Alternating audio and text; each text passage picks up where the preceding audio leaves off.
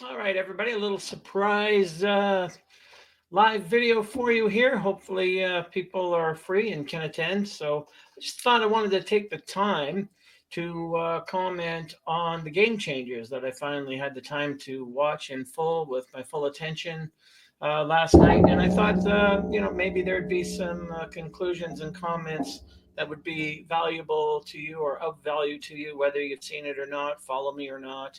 I thought, it'd be worth sharing some comments on. So, since it's just released on Netflix and it's going to be all the rage, I'm sure, reasons to watch, reasons not to watch, that kind of thing.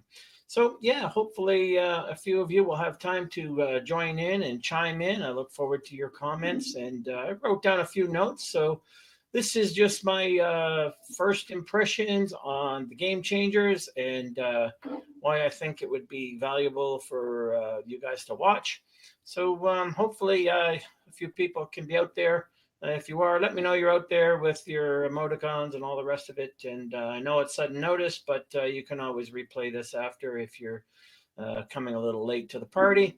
So yeah, let me know if you're coming on board, and then I would you know make sure to acknowledge that you're out there. So like I said, last night I watched the Game Changers, which was released yesterday on Netflix. So I could have watched it before, but I needed to devote my attention to it. Now, for anyone who's following me, is there anything new or surprising on the Game Changers? Well, likely not, but I like the way they did it. So I want to discuss a little bit about that and why I still think you should watch it. I mean, I watched it and I wasn't expecting anything different either. So wrapping research around personal stories is a really emphatic way to deliver an argument, and certain points along those lines that I want to cover along those lines. So yeah, that's one thing I liked about it straight up. I liked getting involved with people's personal stories, and then going back and forth with the research and what that had to say. It wasn't overly research based, but it certainly covered a preponderance of the evidence and interviewed, as usual, the best experts. So I love the broad based aspect of it, not bogging people down in research and only expert commentary, getting commentary, even anecdotal commentary from people. I think that was really, really an important thing as well. So I like that element of it. And let's get right to the comments where I think it's worth watching and how and why. Like I said, for people who've been following me for a while, probably nothing new in it, but newly approached, new reminders, new versions of stories, that kind of thing. It's always good to reinforce something that you may have forgot why you're doing something. But I like how they started. They went right to debunking the old warrior ancestors ate meat, or warrior ancestors and the gladiators. And I liked how they debunked paleo. That's something that I did in my book, Understanding Metabolism. Let me hold that up for you there. So I did that right at the height of when paleo was really, really popular. I have two chapters on debunking paleo in here and the bad science that was used to advocate a diet to make millions of dollars or whatever. So I like how they went there first and started debunking things like that.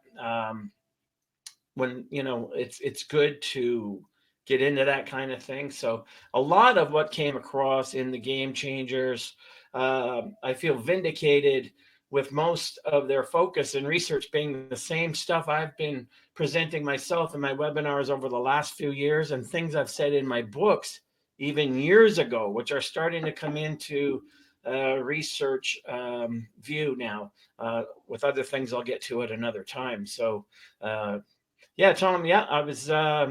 Even though there's nothing new in it, if you've been following me, it's still worth a watch. So definitely check that out. So and I like the fact that it makes a challenge without challenging someone's belief system. So they go on the defensive.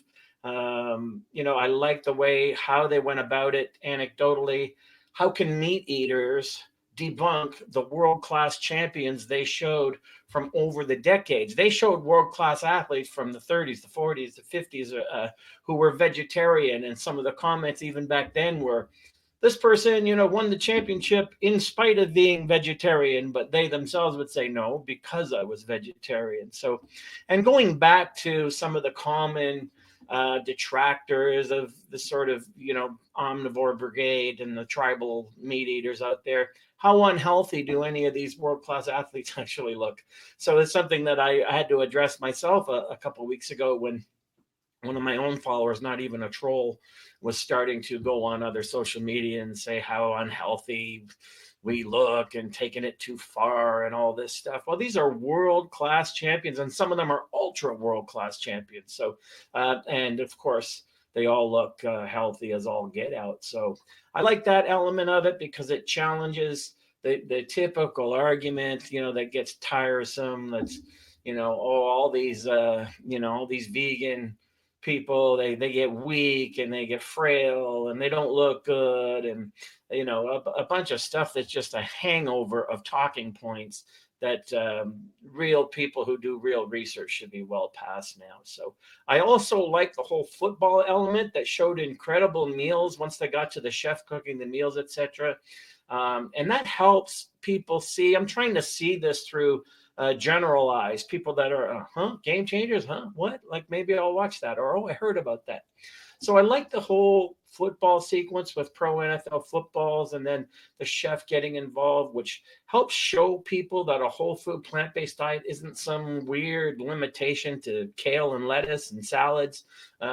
People still think that way. So again, these big macho guys whose performance is always being assessed and whose income for their whole family and the rest of their life depends on their performance, who went whole food plant-based. But we also see in there, they're having barbecues, they're having burgers, they're having vegan wings, and all the other things. So we see that you can really get your feed on, and you can really enjoy an abundance of food. And we just sort of use the word meat in a more general, happenstance, if you were, if in terms of what it applies to. So I like that element, that they started showing some really cool, like, meals and abundance and stuff that look good, smelled good, taste good, etc. Furthermore, I think one of the things I liked the whole debunking of the manly man nonsense and all that went into the real men eat meat kind of advertising, that sort of put an imprint in our generation's minds that animal protein was the way to go, and meat in specifically was the way to go. So, having thinking about that, I'm like, real men eat beans. And real men are full of beans. Full of beans used to mean a derogatory comment, but I think we need to turn that upside down and, get t-shirts and hats, that kind of stuff. So I like how they showed how the meat and dairy and poultry and fast food industry filled the void left when cigarette advertising was banned, especially in terms of sports events or whatever. So, I'll talk more about that in a minute, but I like that element too, because it shows people how susceptible we are to marketing and how we think marketing is science. That's why you no longer see, the old milk mustache commercials with celebrity and milk does a body good. We don't see that anymore. There's reasons for that. And oh, yes, I like how they exposed and debunked that even lean animal protein. So, oh, that's just junk food they're talking about. No, no. Even egg whites, skinless chicken breasts, etc. They showed how that influences ill health and the microbiome and inflammation markers, etc., without bogging people down with too much of the science explaining TMAO and the rest of it. So I like how they did that. I like how they sequenced all of that.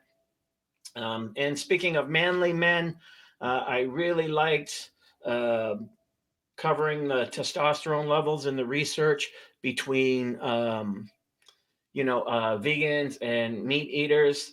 Something I also presented to everybody a couple years ago with the research, same research. I think that was a smart idea in terms of, looky-loos who'll be watching this and skipping to the next section. But I think even more enticing and provocative, and deliberately so, and I think it'll have a real huge impact, was for the manly men types, was the experiment with the young college athletes, the young college lads, and measuring the nocturnal frequency and strength of their erections.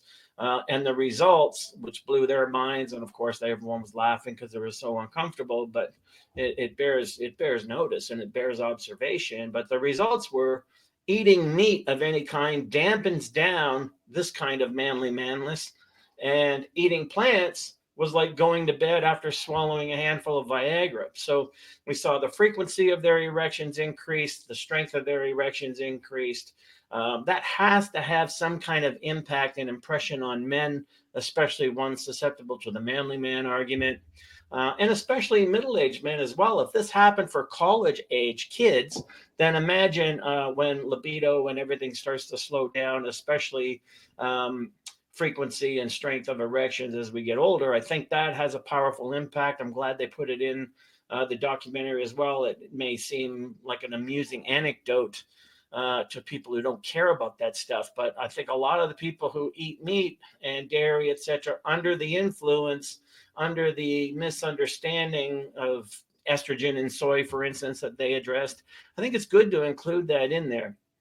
And then getting back to the cigarette comparison, I love the comparison to selling cigarettes and how billion-dollar industries like meat, egg, dairy, fast food, see, they compete with each other as brands, but when it comes to being attacked from outside their industry, or what they sent as an attack, even though it's well-founded research by now, but they hire research firms to simply muddy the waters and confuse the consumer, just like the cigarette industry did way back then when the evidence was mounting on how bad cigarettes were for us. And I'm glad they walk people through that. So, this way consumers can think, oh no, it's not so clear after all. See, it depends who you ask. And this is all so confusing. And when they deliberately muddy the waters like that with bogus research and bogus spokespeople, etc., it allows the consumer to revert to their own existing confirmation bias and to continue to believe in good news about their bad habits. So people will go out of their way to look for those kind of things, and these industries are more than happy to supply them. So I'm glad that they included walking people through how all that works as well. So a lot of these straw men for industry are just that. They're not really representing good science, or good cause and effect research. So we know from the way the research was presented in the Game Changers and What the Health and all the rest of it, that the research is overwhelming at this point. So but I'm glad they walked another part of how they did it and why they did it. I'm glad they walked people through the whole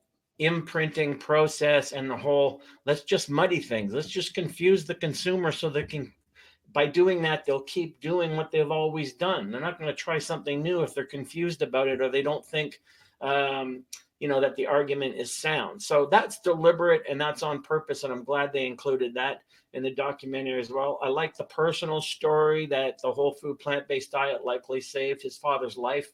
I think that'll have some direct emotional appeal to people as well, and the arguments that went along with that. So I really thought that was a good idea to include as well. People think in terms of anecdotal evidence, like no matter how much research you present them, will always be, well, I know a person this and I know a person that. And this way, by doing the documentary in this way, it appeals to a level that people understand and absorb. So I think that was a good way of doing that as well. I also like the advice at the end, which goes with the current blog I just wrote, actually, was kind of like hey, go at your own speed. You don't have to be like all or nothing on this. And I think that was another good way to invite people in and get people to just consider it, get people to just, hey, try a meal, try a day, try a meatless Monday, that kind of thing. There's way too many diet religious fanatics out there, almost like diet terrorists these days, who can't accept anything less than all or nothing. And that doesn't help a lot of people who could otherwise be helped. They need a place to start. Some people like to dip their toe in the water, but you'll be amazed how quick the transition can be once people commit to the transition. But if they're not committed, don't force it on them 100% or nothing. That makes no sense. That's also in my book, Lean Without Trying. I talked about that as well.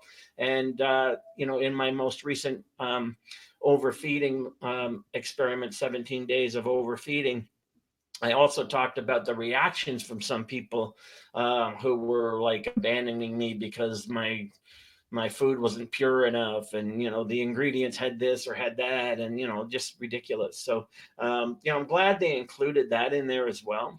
So, and I'm not sure you know how to get into this one, but I liked the conservationist linking protecting endangered animals, protecting against poachers for endangered species, to the bigger issue of animal agriculture. I'll leave it there, but I'm glad they included it because I don't think a lot of people think this is someone else's problem and it doesn't hit us here at home, but it really does. And I think when they talked about land use, water use, I think people don't realize the impact you can have just by surrendering animal sources of food. So I'm glad they included that in there, but wasn't forced upon anybody. So I think it was pretty well rounded that way. There was a bit of a ha ha, moment with the UFC fighters when McGregor was teasing Diaz before the fight about being a vegan and how weak he would be or whatever, and then Diaz ends up beating him. And of course, when it comes to that kind of sport, who won and who lost can't be attributed just to one's a vegan and one's a meat eater. However, McGregor did say after the fight that he ate 2 steaks a day up to the fight and he ran out of gas. So that was in and along the lines of the arguments being made there as well about meat and things like that. So that was relevant to put in there, even though it was more of a ha-ha kind of thing. It still, I think, would have an impact. So if you have Netflix or some streaming service, just casually, I would say casually recommend it to people who talk a lot about diet all the time, but don't recommend it to them with any agenda or don't force their hand.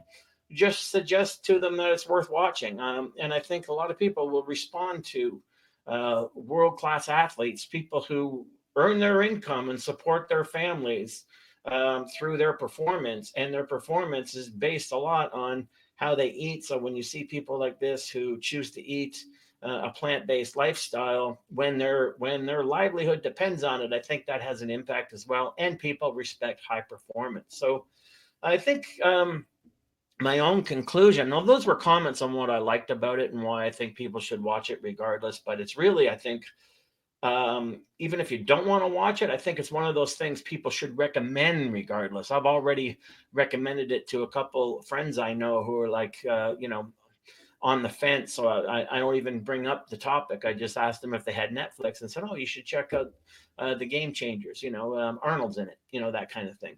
And just left it with them. So I think it's a good documentary to recommend to people, who are diet conscious, but maybe not diet committed in any way, shape, or form. If they'd be open-minded to it. And, as a conclusion, that's my commentary on what I liked about it. And I do think it's worth watching. And the guy that, the feature narrator and who it's about, very likable man. So I think that helps as well. But I will say, in terms of conclusion, in my own opinion, between the Game Changers and What the Health, and specific books and expertise, how not to die, Proteinaholic, and the overwhelming nature of the research, I think right now trying to on a plant-based diet, or the wannabes who pretend they have debunked plant-based diet or vegan diet, really, those days are numbered, and those people, their days are numbered. So the overwhelming positive effects of a whole food plant-based diet and the unhealthy effects of eating animals is just beginning too much more obvious, more and more obvious all the time. So yeah, I think that's what I wanted to really, like, get across, having watched it. And I didn't think I would want to comment on it or anything, but I did. So if you're watching this later, let me know what you think below in the comment section. What did you think of it? What did you like about it? What did you not like about it? And not every documentary or any show at all, actually, or any piece of research can cover every single ramification and detail or spin-off of a detail. So we have to keep that in mind as well. So Tom, I appreciate you commenting. I don't know how many people are on here live, but hopefully people will definitely come back and watch this afterwards. And hope you do, and I hope you get something out of it as always. So this is me being live, and sorry for the lack of notification, but something I wanted to get done and get across right now. So again, a lot of it was the stuff that I discussed in my book, Understanding Metabolism, and not in terms of the vegan side, of course, just the paleo stuff. And then, of course, my book Lean Without Trying is more of an update on the vegan side of things, and my other books you can find at scottabelfitness.com. So hopefully you got something out of that. I sure hope you did. And if you did, please let me know. Hit like and share and whatever. And yeah, look forward to the commentary, and I'll see you all in the next video.